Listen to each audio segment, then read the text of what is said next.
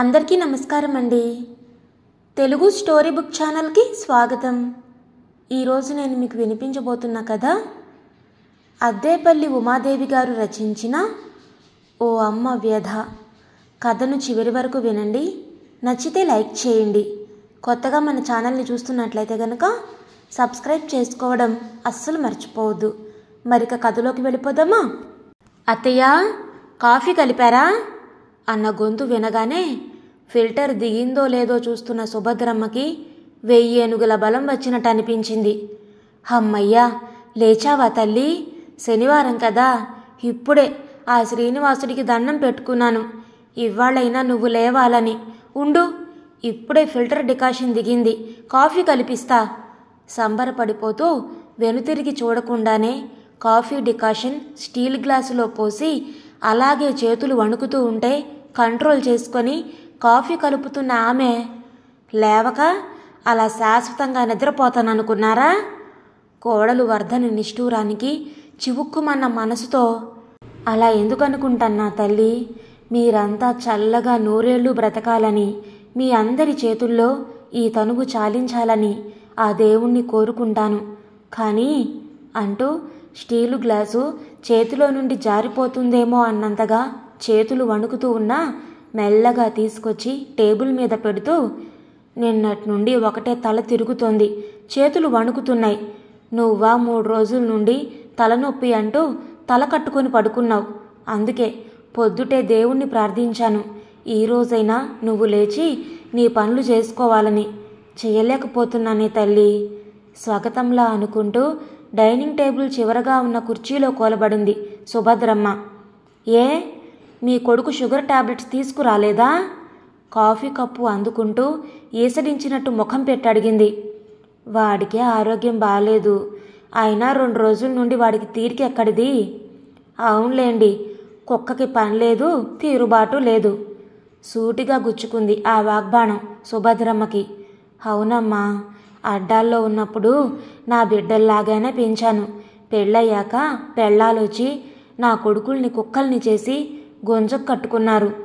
బాధగా అంది. ఓహో, పెళ్ళాలొస్తే మొగుళ్ళు కాపలా కుక్కలైపోతారన్నమాట. అత్త ఒక ఇంటి కోడలే, స్వీయానుభవం వెటకారంగా అంది వర్ధనం. చెడీమంటే ఫెడీమండం ఈ కాలం వాళ్ళకి అలవాటైపోయింది. చేసేది లేక గొణుక్కుంది తనలో తానే సుభద్రమ్మ. 3 రోజుల తర్వాత ఏదో కాస్త నయంగా ఉండి లేచొచ్చాను. సతాయింపులు ప్రారంభం. అయినా అప్పలకొండ ఉంది కదా, అన్ని పై పనులు చేస్తుంది. ఏదో కాస్త నలతగా ఉండి పడుకుంటే ఇంటి పనంతా మీ నెత్తిన పడేసినట్టు తెగ బాధపడిపోతారెందుకు? అప్పలకొండ పై పనులు చూస్తుంది కానీ వంటింటి పనులు చూడలేదు కదా. అవును, ఆచారం చాదస్తం అంటూ నన్ను ముట్టుకోకు నామాల కాకి అన్నట్టుంటే అంతే మరి. వంటింటి గడప దాటి రానివ్వరమ్మా పెద్దమ్మగారు అని అది గోల. అయినా చాదస్తాలు మీకేనా? మా అమ్మకి ఆచారాలున్నాయి. అయినా మనుషుల్ని మనుషుల్లా చూస్తుంది. అవసరమైతే పని మనిషి వండిన అన్నం తింటుంది. భగవద్గీత చదవగానే సరే, పాటించొద్దు. విసురుగా కాఫీ కప్పు పెద్ద శబ్దంతో టేబుల్ మీద పెట్టి లేచింది వర్ధనం. మీ అమ్మకేమమ్మా, పెట్టి పుట్టింది. మొగుడి హయాంలో, పిల్లల హయాంలో కూడా మహారాణి ఆవిడ. నా మొగుడికి చాదస్తం. నేను అలాగే బ్రతికా నిన్నాళ్ళు. ఈ చివరి రోజుల్లో ఆచారాలు వదులుకోలేను. మీ అమ్మంత మోడర్న్ కాదు నేను. ఇంకా ఏదో అనబోతూ ఉంటే ఎప్పుడూ మా అమ్మను చూసి కుళ్ళుకుంటూనే ఉంటారు. కోపంగా జవాబిస్తూ బయటికి వెళ్ళబోతూ ఉంటే వంటింటి గడప వెనక అప్పలకొండ కనిపించింది. వచ్చావా తల్లి? నీకోసమే మాట్లాడుతున్నాం. ఈరోజేంటి తూర్పు తెల్లారకుండా దిగబడ్డావు? వర్ధని విసురు అటు మళ్ళింది. ఇవాళ నా కూతురింటి కాడ పేరంటం ఉందమ్మా, నాను పనికి రాలేను. ఆ కబురు చెప్పిపోదామని నీళ్లు నమిలింది. ఇవాళ నేను కాస్త లేవగలిగానని నీకు కూడా కబురు అందేసిందేమిటి? 2 రోజులు బాగలేదని పడుకున్నానో లేదో, లేచేసరికి అందరూ కలిసి కట్టకట్టుకొని నా నెత్తిన చాకిరి అంతా రుద్దేద్దామని. సరే, వచ్చిందాని వచ్చావు, అంట్లన్న తోమి వెళ్ళు విసుక్కుంటూ అంది. అది కాదమ్మగోరు. ఏమిటే నీ నసుగుడు? నిన్న మీరు చెప్పారు కదండి మీ తలకి హెన్నా ఎట్టాలని, అందుకే పొద్దుగాలే వచ్చేసినానండి. అంట్లు తోమ్మంటే తోమేసి వెళ్ళిపోతా. 2 పనులు చేయలేనండి, టైం లేదండి చెప్పేసింది అప్పలకొండ ఖచ్చితంగా. అంట్లు తోమక్కర్లేదులే, అవన్నీ టబ్బులో వేసి మూల పడేస్తాను, రేపొచ్చి గడుగు. ఈరోజు మా ఫ్రెండ్ ఇంట్లో కిట్టి పార్టీ ఉంది, ముందు హెన్నా పెట్టు, అలా నా గదిలోకి రా అని గబగబా వెళ్ళిపోయింది. అది సంగతి. తల్లి మహాలక్ష్మి బారడు పొద్దెక్కేదాకా లేవదు కదా, ఎంత పొద్దున్నే ఎలా లేచిందా అనుకున్నాను. కిట్టి పార్టీ అనగానే తలనొప్పి పోయినట్టుంది. తలకి పేడ ముద్దలా హెన్నా పట్టించుకొని 1 గంట గదిలో నుంచి బూడి రాదు. ఎలాగోలా ఏడవని, ఇవాళ నాకిక ఓపిక లేదు అనుకుంది సుభద్రమ్మ. అంతవరకు అక్కడే నిలబడి అన్నీ గమనిస్తున్న 6 ఏళ్ల మనవరాలు ప్రణతి సుభద్రమ్మ దగ్గరకొచ్చి, నానమ్మ ఒంట్లో బాగలేదా అంది ప్రేమగా. పెద్ద ఆరిందలా ఆమె చెయ్యి నిమురుతూ అడిగింది. అవునరా తల్లివాడు, నిన్నటి నుండి ఒకటే చేతులు కాళ్ళు వణుకుతూ ఉన్నాయి. అయ్యో మందు వేసుకోలేదా జాలిగా చూస్తూ అంది. మందు బిళ్ళలు అయిపోయాయి, ఇవాళ మీ నాన్నకి చెప్తాలే తీసుకురమ్మని. సరే కానీ ముఖం కడిగావా, బోర్నవిటా కలిపివనా? లేచి నిలబడుతూ ప్రేమగా మనవరాలి తల నిమిరింది. అలాగే అన్నట్టు తలూపుతూ, నువ్వు కాఫీ తాగావా నానమ్మా ఆమె కళ్ళల్లోకి చూస్తూ అడిగింది. అలా ఆ పసిపిల్ల అడుగుతూ ఉంటే ఆ పాప వయసు తనదిగా, తన వయసు ఆ పాపదిగా అనిపించింది. కళ్ళల్లో నీళ్లు చిప్పిల్లాయి చిన్నపిల్ల చూపిన ఆ కొద్దిపాటి అభిమానానికి. ఎప్పుడైనా నువ్వు తిన్నావా తాగావా అని ప్రేమపూర్వకంగా అడిగేది ఆ పసిపిల్ల ఒక్కతే. 5 పిల్లల్ని కడుపారా కని పెంచి పెద్ద చేసి ఆవిజీవి ధారపోసింది. తండ్రి ఉన్నంతకాలం తండ్రి సంపాదనని, అతను పోయాక తల్లి రెక్కల కష్టాన్ని దోచుకోవాలనుకునేవారే. ఎలా ఉన్నావు అని ప్రేమ తీరా అడిగేవారు లేరు. ఎంతసేపు ఇంకా ఏదో పెట్టలేదనో చెయ్యలేదనో సతాయించేవారే కానీ యోగక్షేమాలు అడిగేవారు లేరు. నానమ్మా ప్రణతి పిలుపుతో ఉలిక్కిపడి కళ్ళల్లో నీళ్లు కళ్ళల్లోనే అదిమి పెట్టి, లేదమ్మా నేనింకా కాఫీ తాగలేదు, నీకు బోర్నవిటా కలిపించి నేను కాఫీ తాగుతాలే అని స్టవ్ దగ్గరికి వెళ్ళింది సుభద్రమ్మ. ఆమె బోర్నవిటా కలుపుతూ ఉంటే దగ్గర నుంచొని గొంతు తగ్గించి రహస్యం చెప్తున్నట్టు ముఖం పెట్టి, నానమ్మా మా అమ్మ అసలు మంచిది కాదు కదూ అంది. తప్పే, అమ్మను అలా అనొచ్చా ప్రేమగా మందలించబోయింది. వెంటనే ఆరిందలా జవాబిచ్చింది ప్రణతి. ఎందుకు అనకూడదు, మరేమో నాన్నకి ఒంట్లో బాగలేదు అంటే నాకు బాగలేదు అని 3 రోజులు గదిలో కూర్చుని అన్నీ అక్కడికే తెప్పించుకుంటుంది. అంతా అబద్ధం.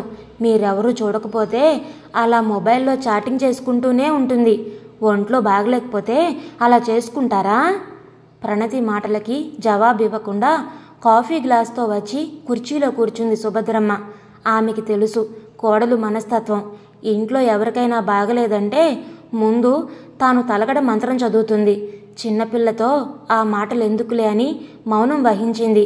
మళ్ళీ ప్రణతి మరొక రహస్యం చెప్తున్నట్టు మెల్లగా అంది. నీకు తెలుసా నానమ్మా? ఏమిటన్నట్టు చూసింది సుభద్రమ్మ. రేపు మా అమ్మమ్మ వస్తుందంట. ఎవరు చెప్పారు? మా అమ్మ అమ్మమ్మతో సెల్ఫోన్లో మాట్లాడుతూ ఉంటే విన్నాను. 4 రోజులు ఉంటుందట. ఆవిడకి అలవాటేగా 3 నెలలకు ఒకసారి రావడం, వచ్చినప్పుడల్లా 4 రోజులు ఉండడం. కొత్త ఏముంది? ఒక్క కూతురు, తల్లికి ప్రాణం కూతురంటే. కానీ నాకు అస్సలు ఇష్టం లేదు మా అమ్మమ్మ అంటే. చేదు మందు తాగినట్టు ముఖం పెడుతూ అంది. నువ్వంటే అభిమానం కదే మీ అమ్మమ్మకి. అయితే మరెందుకు ఇష్టం లేదు? ఎందుకంటే అమ్మమ్మ వస్తోంది అనగానే నీ గదిలో నీ సామానంతా తీసి బయట హాల్లో పడేస్తుందమ్మ. నీ గదిలో నీ మంచం మీద రాత్రి పగలు పడుకుంటుందమ్మమ్మ. నువ్వేమో హాల్లో నేల మీద పడుకుంటావు. నీకు నడువు నొప్పి. హాల్లో ఎప్పుడు నాన్న ఫ్రెండ్స్ వచ్చి కూర్చుంటారు. నువ్వు వంటింట్లోకి వచ్చి కుర్చీలో కూర్చొని టేబుల్ మీద తలపెట్టి పడుకుంటావు. ఇవన్నీ చూస్తే నాకు ఏడుపు వస్తుంది. నువ్వు మా నాన్న దగ్గర ఉన్నట్టు అమ్మమ్మ మావయ్య ఇంట్లో ఉండొచ్చుగా. చేసుకున్న వాళ్ళకి చేసుకున్నంత మహదేవా అన్నారమ్మా. ఎవరిష్టం వారిది. మన మాట ఎవరు వింటారు? ఎవరికి లెక్క? నేను నీకొక ఐడియా చెప్పనా? ఏమిటే? నవ్వింది సుభద్రమ్మ. మా అమ్మమ్మ ఇక్కడ ఉన్నన్ని రోజులు నువ్వు చిన్నత్త వాళ్ళ ఇంట్లో ఉండొచ్చుగా. ఎందుకు? ఎందుకంటే మా అమ్మమ్మ కూతురు కదా, బాగా చూసుకుంటుంది. మరి చిన్నత్త నీకు కూతురు కదా, బాగా చూసుకుంటుంది కదా. ఇంకా ఏదో చెప్పబోతూ ఉంటే హాల్లో నుంచి కంచుగంట మోగినట్టు వర్ధని గొంతు వినిపించింది. ప్రణీ, ఏం చేస్తున్నావే, స్కూల్కి వెళ్ళవా అనడంతో గ్లాస్ ఖాళీ చేసి పరిగెత్తింది. మనవరాలి మాటలకి దీర్ఘంగా నిట్టూర్చింది సుభద్రమ్మ. కొడుకు దగ్గర నుండి కూతురు దగ్గరికి వెళ్ళడం తనకి పొగలో నుంచి సెగలోకి వెళ్ళినట్టే. పాపం ఆ పసిపిల్లకి ఏం తెలుసు, అందరూ తన అమ్మలాగే అనుకుంటుంది. ఏమిటో, 2 ఆడపిల్లలకి పెళ్లి చేసి అత్తారింటికి పంపి 3 కోడలను తెచ్చుకున్నాను. అటు పిల్లనిచ్చిన చోట, ఇటు తెచ్చుకున్న చోట కూడా నేనే అణిగి మణిగి ఉండాల్సి వస్తుంది. అయినా మన బంగారం మంచిది కానప్పుడు కంసాలిననేం ప్రయోజనం? నా పిల్లలే అటు కట్టుకున్న వారికి, అత్తవారికి గులాములయ్యారు. ఏమైనా అంటే నీ పెంపక లోపం అంటారు ఆడపిల్లలు. ఆ గడుస్తనం మాకు నేర్పలేదు అంటారు. గడుస్తనం నేర్పిస్తే వస్తుందా? నాకుంటే కదా నేర్పేదానికి. ఏదో సత్యకాలపు అలవాట్లు, సాంప్రదాయాలు నమ్ముకొని ఆ మహారాజు బతికి ఉన్నంతకాలం 4 డబ్బులు తెచ్చి పడేస్తే గంపెడంత సంసారానికి గొడ్డు చాకిరీ చేస్తూ బతకడమే కానీ వేరే ఆలోచనలు, బయట ప్రపంచంతో సంపర్కాలు ఉండేవి కాదు. పెళ్లి చేసి ఆడపిల్లలు అత్తారింటికెళితే బరువు తగ్గుతుందనుకుంటే తడిసి మోపెడైంది. అల్లుళ్ళ రాకపోకలు, ఆడపిల్లల పురుళ్ళు పుణ్యాలు, ఇంకా లాంఛనాలు బాగా జరపలేదని వియ్యాల వారి మూతి వీర్పులు. ఇది ఆడపిల్లల ముచ్చటైతే ఇక కొడుకుల సంగతి సరే సరి. చేతికి అందొచ్చాక ఏదో కాస్త వేన్నీళ్ళకి చన్నీళ్ల సాయం చేస్తారనుకుంటే రెక్కలు రాగానే, పెళ్లి కాగానే పెళ్లాలతో ఎగిరిపోయారు దూరంగా. పోనీ ఎక్కడో చోట వాళ్ళ బ్రతుకులు వాళ్ళు బ్రతికినా చాలు అనుకుంటే అయిన దానికి కాని దానికి మానెత్తినే. అమ్మ చాకిరీకి, నాన్న డబ్బులకి. పెద్ద కొడుకున్నాడంటే వాడొక వాజమ్మ, పెళ్ళాం హైదరాబాదు బుల్బుల్. ఎంత డబ్బు ఆమె సోకులకే సరిపోదు. జీతం రాగానే మొత్తం పట్టుకొని పుట్టింటికి ఉడాయిస్తుంది. ఇక వీడు దేభ్యం ముఖం వేసుకొని పిల్లలిద్దరినీ పట్టుకొని వచ్చేసేవాడు. అమ్మా నాన్న కాదనలేం కదా. ఇక 2వ వాడు కొంచెం స్థిరం లేనివాడు. ఆ నెపంతో పుట్టిల్లు అక్కడే కనుక మొగుణ్ణి ఇల్లరికం అల్లుళ్ళ లాక్కెళ్ళి పుట్టింటికి జీతం భత్యం లేని పాలికాపు చేసింది. 3వ వాడు ఇంటి కష్టసుఖాలు వంట పట్టించుకున్నా వాడి పెళ్ళాం దాని తల్లి చేతిలో కీలుబొమ్మ, నోటి వాటుతనం. అయినా గుడ్డిలో మెల్ల. ఆ మహారాజు ఉన్నంతకాలం వీధి దాటి ఎరగను. ఏదో తెచ్చి పడేస్తే గుట్టు చప్పుడు కాకుండా అందరికీ ఇంత వండి వార్చడమే తెలిసేది. ఉన్నంతకాలం రెక్కలు ముక్కలు చేసుకొని సంపాదించిందంతా పిల్లలకే పెట్టారు. ఏనాడు తన సుఖం చూసుకోలేదు. పండగొస్తే అందరికీ బట్టలు కొనేవారు. నాకు బొప్పాడ, గుంటూరు నేత చీరలు తెచ్చేవారు. నేనవే కడతానని. తానెప్పుడు కొత్త బట్టలు కొనుక్కోలేదు. మీకు తెచ్చుకోలేదు అంటే నాకెందుకోయ్, ఉన్నాయిగా అనేవారు. ఏమున్నాయి? ఎప్పుడో 10 ఏళ్లకొకసారి 2 జతలు కుట్టించుకునేవారు. వాటినే జాగ్రత్తగా వాడుకునేవారు. చెప్పులు అరిగిపోయి కన్నాలు కూడా పడిపోయాయి. అలాగే ఆఫీస్కి వెళితే నాకు సిగ్గేసేది. కనీసం మంచి చెప్పులు కొనుక్కోండి అంటే పర్వాలేదులే, ఇంకా కొంచెం లైఫ్ ఉంది నాలాగే. అది పోతే చెప్పులైనా మనిషినైనా పారయ్యక తప్పదు అనేవారు. ఏమిటో, ఏది చెప్పినా వేదాంతమే. చివరికి ఆ చెప్పులు పారేసి కొత్తవి కొనుక్కుందాం అనుకున్న ముందు రోజే చిక్కి శల్యావిశిష్టమైన అతని అస్థిపంజరాన్ని వదిలి చిలక ఎగిరిపోయింది. అప్పటి నుండి ఈ చంటాడి పంచన చేరక తప్పలేదు. కోడలు పుల్లవిరుపు మాటలు, వియ్యపురాలి వ్యంగ్య బాణాలు ఒక్కోసారి బాధ కలిగించినా భరించక తప్పదు. పిల్లల దగ్గర ఇబ్బందులున్నాయని ఏ వృద్ధాశ్రమానికో వెళ్ళిపోయినా అక్కడ మాత్రం అగచాట్లు తప్పుతాయా? పిల్లల పరువు పోగొట్టడమే తప్ప ఎక్కడున్నా ఏదో ఒక రోజు ఈ కట్టె కాలక తప్పదు. ఈ పాటిదానికి ఎందుకు అక్కరమాలిన ప్రయాసలు? సర్దుకుపోతే పోలా? స్వగతంగా తన గతాన్ని నెమరు వేసుకుంటూ మెల్లగా లేచి వెళ్ళి స్నానం చేసి దేవుడి దగ్గర దీపం వెలిగించొచ్చింది. ఈ లోపల కొడుకు వాసు అందరికీ ఉడిపి హోటల్ నుండి ఇడ్లీలు తెచ్చాడు. టిఫిన్ చేస్తూ వాసుతో అంది వర్ధని, చూడండి, తోటకూర పప్పు చేసి అన్నం రైస్ కుక్కర్లో పడేశాను. భోజనం చేసే ముందు తీసుకోండి, చల్లారకుండా ఉంటుంది. నిన్నటి చారు, మీ అమ్మ చేసిన వంకాయ కూర ఫ్రిడ్జ్లో ఉన్నాయి, వెచ్చబెట్టుకోండి. కావాలంటే 4 అప్పడాలు కాల్చుకోండి. ఆమె మాటని తుంచేస్తూ, ఇంతకీ ఎందుకీ అప్పగింతలు? నువ్వెక్కడికి వెళతావు? ఆమె వైపు చూడకుండానే అడిగాడు. పొద్దున్న చెప్పానుగా, ఈరోజు కిట్టి పార్టీ ఉంది, వెళుతున్నాను అని. నిన్నటి వరకు బాగలేదన్న వంట్లో? అవును, నిన్నటి వరకు బాగలేదు, ఇప్పుడు బాగుంది. ఏంటంట? తలంటుకున్న జుట్టు ఆరబెట్టుకునేందుకు గాలికి వదిలేసింది. హెన్నా పెట్టిందేమో, గాలికి ఎర్ర జెండాలా ఎగురుతోంది. అది ఎడమ చేత్తో సవరించుకుంటూ, మీ అమ్మకు కూడా బాగలేదన్నారు, అందుకే మీకు అప్పచెప్తున్న పనులు అంది. ఏమ్మా, ఒంట్లో బాగలేదా? తల్లి ముఖంలోకి చూస్తూ అడిగాడు. అవునరా, 2 రోజుల నుండి కొంచెం నలతగా ఉంది. ఆవిడగారి షుగర్ టాబ్లెట్స్ అయిపోయాయట, తెచ్చి పడేయొచ్చుగా కలగజేసుకుంటూ అంది వర్ధని.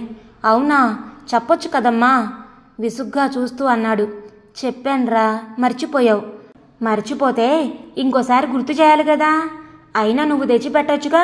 నేనేవో పనుల్లో హాస్పిటల్ చుట్టూ తిరుగుతున్నాను వర్ధనితో అన్నాడు కోపంగా. ఇది మరీ బాగుంది. నాకు మాత్రం ఏం తెలుస్తుంది? ఆవిడగారు చెప్పాలిగా. అయినా నాకు ఒంట్లో బాగలేదు కదా. నీకు నెలకి 25 రోజులు ఒంట్లో బాగుండదు. అయినా మీ అమ్మకి ఏదైనా కావాలంటే అర్ధరాత్రైనా ఆటోలో పరిగెడతావు. అవును, మా అమ్మ గురించి నేను ఆలోచిస్తాను. మీ అమ్మ గురించి మీరు చూసుకోవచ్చుగా, అంత ప్రేమ ఉంటే. నా గురించి ఎందుకర్రా ఆ వాదులు ఆడుకోవడం? వారించబోయింది సుభద్రమ్మ. ఎందుకేమిటమ్మా, షుగర్ మాత్రలు వాడకపోతే ఏదైనా అయితే? నొచ్చుకుంటూ అన్నాడు వాసు. ఏమవుతుంది, చస్తాను, అంతే కదా.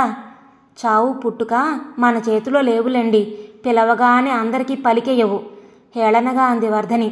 అవునవును, రేపు నేనే చస్తానేమో, ఎవరికి తెలుసు? విసురుగా అంటున్న వాసు మాటలకి చివుక్కుమంది సుభద్రమ్మ మనసు. ఎందుకురా నిండి ఇంట్లో అలాంటి అపశకునం మాటలు? రేపు తెల్లారితే నీ పుట్టినరోజు, అలాంటి మాటలు అనుకో. నా పిల్లలు, వాళ్ళ కుటుంబాలు 10 కాలాలు చల్లగా ఉండాలని దేవుణ్ణి ప్రార్థిస్తూ ఉంటాను అంది కళ్ళ నీళ్లతో. సరేలే, సాయంత్రం వచ్చేటప్పుడు టాబ్లెట్స్ తెస్తాను అని లేచి వెళ్ళిపోయాడు. హాల్లో సోఫాలో కూర్చొని భగవద్గీత చదువుతున్న సుభద్రమ్మ డ్రెస్ వేసుకుని బయటకు వెళ్ళబోతున్న వాసుని చూసి, ఒరే నాన్న, రేపు నీ పుట్టినరోజుకి 1 జత కొత్త బట్టలు తెచ్చుకోరా అంది వాత్సల్యంగా.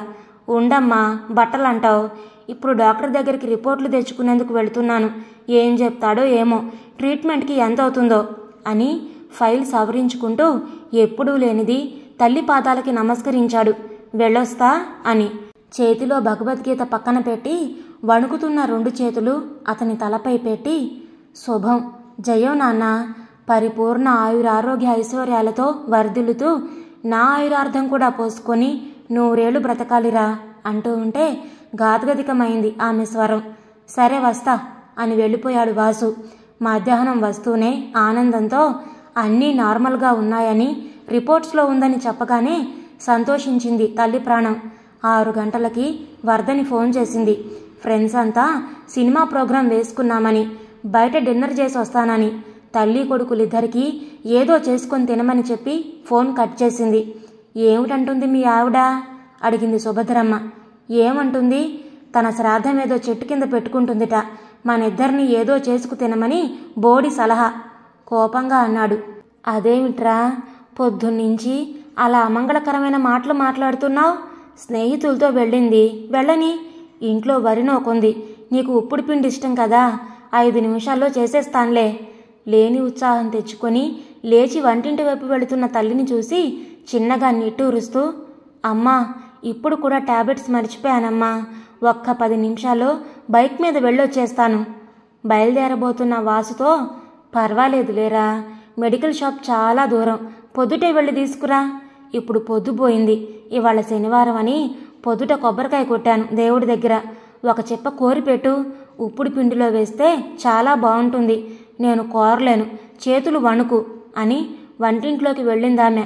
అది కాదమ్మా అని ఏదో అనబోయి, సరేలే ఆ పని అయ్యాకనే వెళ్ళొచ్చు అనుకున్నాడు. వేడి వేడి ఉప్పుడు పిండిలో మాగాయి వేసుకుని తింటూ, ఉప్పుడు పిండి చేయడంలో నిన్ను మించిన వాళ్ళు లేరమ్మా అన్నాడు వాసు రుచిని ఆస్వాదిస్తూ. ఆ చిన్న పొగడత ఆ తల్లి మనసుకి అక్షర లక్షలు అనిపించింది. పిల్లలకి మనసారా చేసి కడుపారా తినిపించడంలో ఉన్న ఆనందం ఇక దేనిలో లేదనిపిస్తుంది ఆమెకి. వాసు పొగడతకి మనసు ఆర్ద్రమైంది, కళ్ళు చెమ్మగిల్లాయి. ఎందుకో ఉదయం నుండి పదే పదే కళ్ళల్లో నీళ్లు. మనిషి మనసు బలహీనమైతే కళ్ళల్లో నీళ్లు చిందుతాయేమో. అమ్మా, నువ్వు కూడా తినేయ్, లేట్ అయితే అరగదు. లేదురా, రాత్రి ఏం తిన్నా అరగదు. బ్రెడ్ ఉందిలే, 2 బ్రెడ్ ముక్కలు పాలతో తీసుకుంటాను అందామె. సరే, నీ ఇష్టం అని వాసు తినడం ముగించి హాల్లోకి వెళ్ళాక చంటిదానికి కూడా అన్నం కలిపి పెట్టి వంటింటి పని ముగించుకొని వచ్చి తన గదిలో కూర్చుంది. పడుకుందామంటే నిద్ర పట్టడం లేదు. టీవీలో క్రికెట్ ఫైనల్ మ్యాచ్ చూడడంలో మునిగిపోయాడు వాసు. ప్రణతి 9కే నిద్రపోయింది. 10:30కి తిరిగి వచ్చిన వర్ధని భర్త ముభావం చూసి తన గదిలోకి వెళ్ళిపోయింది తిన్నగా. 12 దగ్గరవుతుంది. హాల్లోకి వచ్చింది సుభద్రమ్మ. క్రికెట్ నడుస్తోంది. కునుకుపాట్లు పడుతున్నాడు వాసు. టీవీ ఆపబోతే ఉంచమ్మా, చూస్తున్నాను అన్నాడు విసుగ్గా. 1 గంట దగ్గరలో వాసు వాసు అని కొంచెం గాబరాగా పిలిచింది సుభద్రమ్మ. వెంటనే చెవిన పడింది. లోపలికెళ్ళాడు. వాసు, గుండెల్లో గాబరాగా ఉందిరా, కొంచెం పంచదార కలిపిన నీళ్లు తెస్తావా అడిగింది గుండెల మీద చేత్తో రాసుకుంటూ. ఖాళీ కడుపు, చెప్తే వినవు, సరిగా తినలేదు. మాట పూర్తి కాకుండా ఉత్త మంచినీళ్లు కాదురా, పంచదార నీళ్లు తీసుకురా. బాధగా ఉందామె ముఖం. షుగర్ కదమ్మా. ఏదో అనబోయి మరేమీ అనకుండా లోపలికి వెళ్ళి పంచదార కలిపిన నీళ్లు తెచ్చిస్తూ ఇదిగో అమ్మా అని అందించబోతే ఉండు, వాంతి వచ్చేలా ఉంది అని లేచి నిలబడిందామె. ఆ సవ్వడికి వర్ధని కూడా లేచి వచ్చి ఏమైంది అని అడిగింది. అమ్మకి వాంతి వచ్చేలా ఉందిట, అలా చెయ్యి పట్టుకొని తీసుకెళ్ళు అన్నాడు. తిన్న ఉప్పుడు పిండి అరుగుండదు. నిర్లక్ష్యంగా అంటున్న భార్యని చూస్తూ ఉగ్రుడయ్యాడు. నోరు ముయ్, అమ్మ ఏమీ తినలేదు అంటూ రా అమ్మా. చెయ్యి పట్టుకోబోయిన వాసు చేతిని సున్నితంగా తొలగించి అతని ముఖంలోకి చూసింది. మూసుకుపోతున్న ఆమె కళ్ళల్లో ఏవో విషాద ఛాయలు. ఎప్పుడూ వెలుగొందుతూ ఉండే ఆమె వదనంలో ఏవో నీలి నీడలు.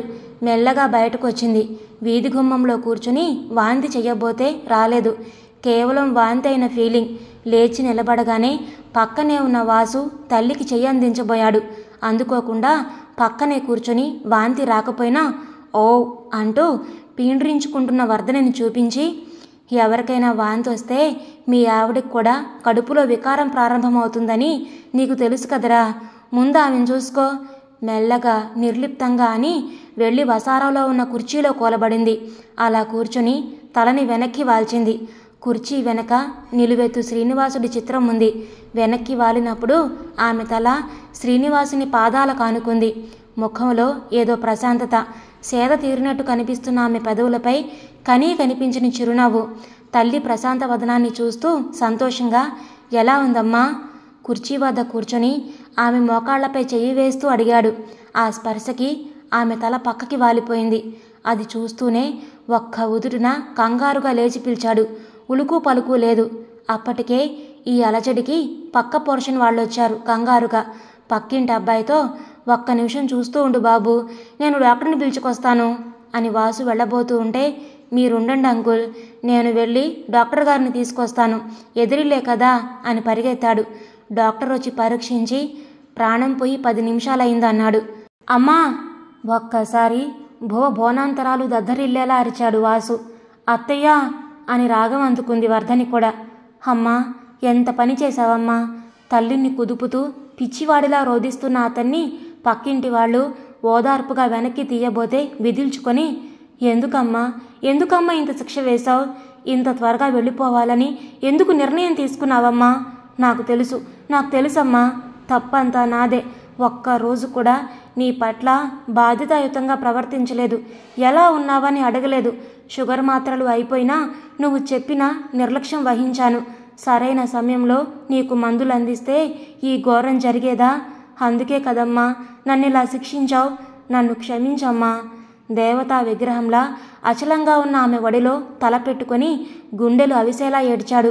ఆ కుదుపుకి కుర్చీ హ్యాండిల్ పైనున్న చెయ్యి జారి అతని తలపై పడింది ఆశీర్వదిస్తున్నట్టు. ఉలిక్కి పడ్డాడు. చలనం వచ్చిందా అమ్మలో అనుకున్నాడు. కానీ అదే నిర్జీవమైన చిరునవ్వు. నా ఆయురార్థం కూడా పోసుకొని నిండు 100 ఏళ్ళు బ్రతకమని నన్ను ఆశీర్వదించి నీ ఆయుష్ నాకు దారపోసావా అమ్మా? జన్మనిచ్చావు, బ్రతుకునిచ్చావు, మా కోసం అష్టకష్టాలు పడ్డావు. నా కష్టాల్లో నీ బంగారం అంతా నాకిచ్చి ఆదుకున్నావు. ఇన్ని చేసిన నీకు నేనేం చేశాను? నీ పిల్లల కాలిలో ముళ్ళు గుచ్చుకుంటే నీ గుండెల్లో గుణపాలు దిగినంత విలవిల్లాడేదానివి. కనీసం ఒక్కరోజు ఎలా ఉన్నావని అడగలేదు. చివరి క్షణం వరకు నిన్ను బానిసలా ఉపయోగించుకున్నాం. ఆ కోపం ఇలా తీర్చుకున్నావా అమ్మా? నన్ను క్షమించవా? అతని హృదయ విదారక రోదనకి చుట్టుపక్కల వారి కళ్ళు సంతత ధారాపాతాలయ్యాయి. ఆమె సజీవంగా ఉన్నప్పుడు అతని మాటలు విని ఎలా స్పందించేదో మరి. ఆత్మ సత్యమైతే అది ఇంకా అక్కడే పరిభ్రమిస్తూ ఉంటే కొడుకు రోదనకి మరలా తన శరీరంలో ప్రవేశించి కన్నీరు తుడిచి ఓదార్చాలనుకుంటుందా? లేక పోనీ ఇప్పుడైనా తల్లి విలువ తెలుసుకున్నాడని సంతోషించి శాంతిగా పైలోకాలకి విశ్రాంతి కోసం తరలిపోతుందా? ఇదండి ఈరోజు కథ. మీకు నచ్చిందా? నచ్చితే లైక్ చేయండి, షేర్ చేయండి. అలాగే మీ విలువైన అభిప్రాయాలను కామెంట్స్లో తప్పకుండా తెలియచేయండి. ఇలాంటి మరెన్నో మంచి మంచి కథలు వినడానికి కొత్త వాళ్ళు మన ఛానల్ని తప్పకుండా సబ్స్క్రైబ్ చేసుకోండి. మరొక మంచి కథతో మళ్ళీ కలుద్దాం. అప్పటి వరకు ఉంటానండి.